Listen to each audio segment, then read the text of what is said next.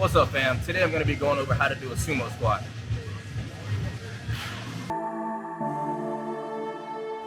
Alright, and this is the sumo squat.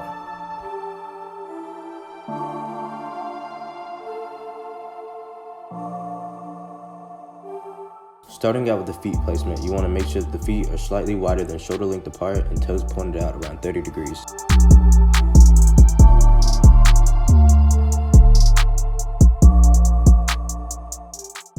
To prevent any lower back pain, you want to make sure that the back alignment is vertical throughout the entire exercise.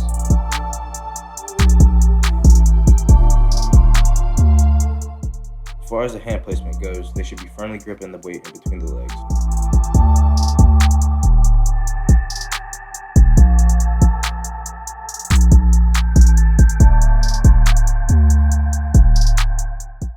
It's honestly pretty painful even watching this. Make sure the knees don't cave in. It's going to prevent you from any kind of tendon or ligament damage.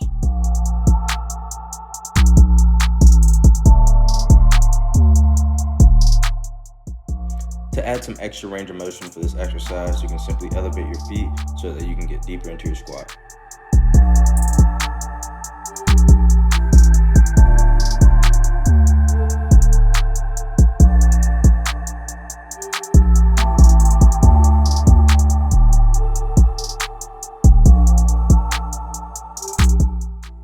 Alright fam, and that's how you do a sumo squat.